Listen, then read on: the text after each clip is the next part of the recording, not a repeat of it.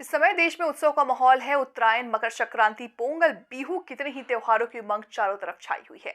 इस उत्साह को आज के इस आयोजन को शानदार जान बनाने के लिए प्रधानमंत्री नरेंद्र मोदी ने कहा कि आपसे बात मेरी भी उत्सव बन गया। आज एक और जब अयोध्या में दिवाली मनाई जा रही है, तो दूसरी ओर 1 लाख अति पिछड़े मेरे जनजातीय भाई बहन जो मेरे परिवार के ही सदस्य हैं, मेरे इन जनजातीय परिवार, अति पिछड़े जनजातीय परिवार, उनके घर दिवाली मना रहे हैं।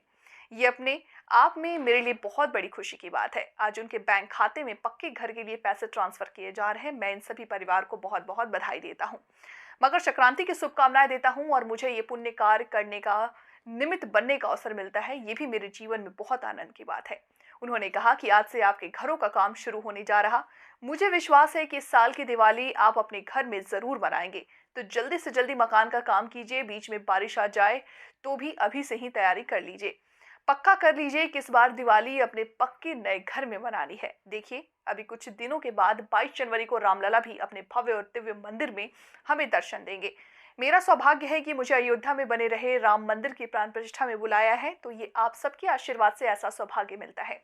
इन दिनों ये सब इतना बड़ा काम है कि आपने इतना बड़ा मुझे दायित्व दिया है, तो मैंने भी 11 दिन व्रत अनुष्ठान का एक संकल्प किया हुआ है।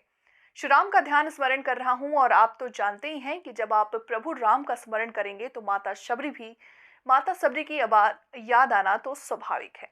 मेरे परिवारजनों, आजकल आप देख रहे हैं कि मोदी की गारंटी वाली गाड़ी गांव-गांव पहुंच रही है। ये गाड़ी देश के आप जैसे लोगों को विभिन्न योजनाओं से जोड़ने के लिए ही चलाई जा रही है। केंद्र सरकार जो आकांक्षी जिला एस्पिरेशनल डिस्ट्रिक्ट प्रोग्राम चला रही है, उसका सबसे बड़ा लाभ हमारे आदिवासी भाई बहनों को ही मिला है। हमने आदिवासी इलाकों तक बिजली और सड़क पहुंचाई। हमने ऐसी व्यवस्था की है कि एक राज्य का राशन कार्ड दूसरे राज्य में भी चल जाए।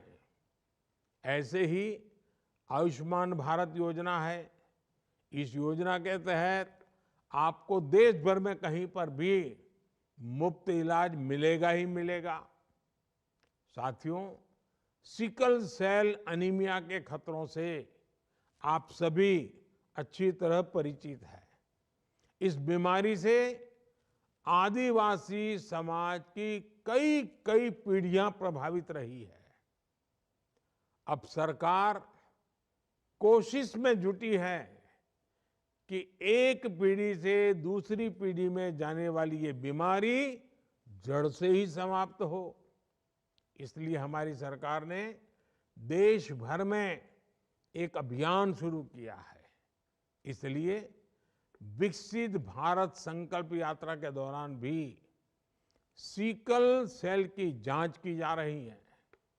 पिछले 2 महीनों में 40 लाख से ज्यादा लोगों का सिकल सेल परीक्षण किया जा चुका है। मेरे परिवारजनों, आज देश में वो सरकार है जो सबसे पहले आपके बारे में, आप जैसे मेरे गरीब भाई बहनों के बारे में, दूर सुदूर जंगलों में रहने वाले मेरे भाई बहनों के बारे में सोचती है।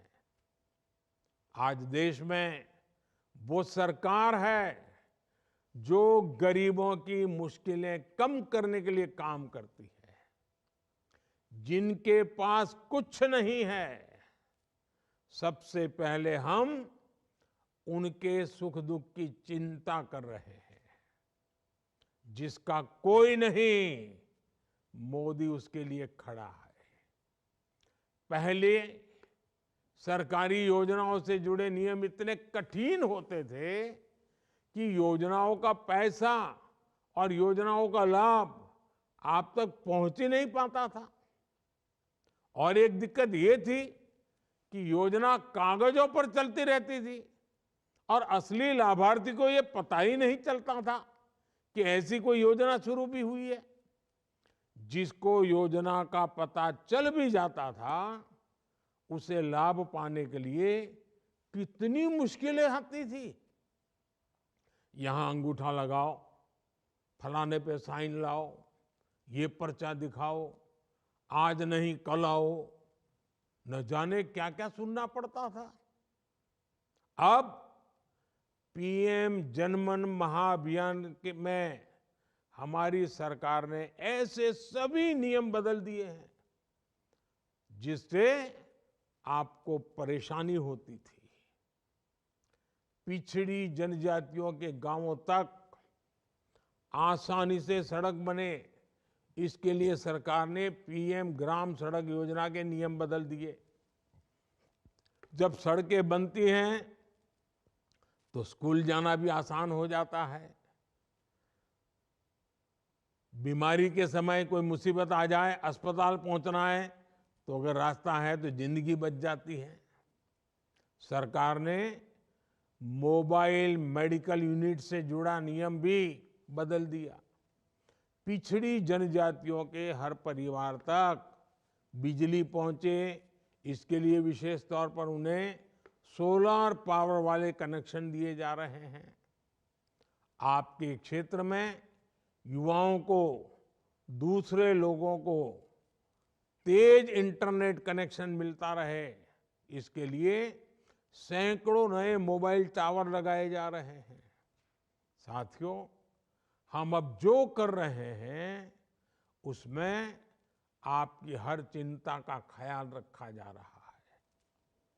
आपको भोजन की दिक्कत ना हो, इसके लिए अब मुफ्त राशन वाली योजना को 5 साल के लिए बढ़ा दिया गया है।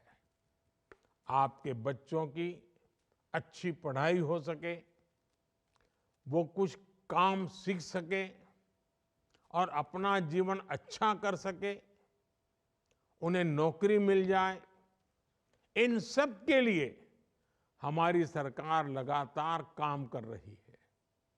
जनजातीय इलाकों में सरकार की सुविधाएं एक ही इमारत में देना भी उतना ही जरूरी होता है। इसलिए सरकार की कोशिश ऐसे 1000 केंद्र बनाने की है जहां एक ही जगह आपको कई योजनाओं का लाभ मिल जाए। टीका लगाने का काम हो, दवाइयां लेनी हो, डॉक्टर को दिखाना हो, रोजगार स्वरोजगार से जुड़ी ट्रेनिंग हो, आंगनवाड़ी भी वहीं हो, तो आपको इधर उधर भटकने की जरूरत नहीं पड़ेगी। पिछड़ी जनजातियों के नौजवान अच्छे से पढ़ाई कर सकें, इसके लिए सरकार नए हॉस्टल बनवा रही है। पिछड़ी जनजातियों के लिए सैकड़ों नए वन धन विकास केंद्रों को भी बनाने का काम शुरू किया जा रहा है।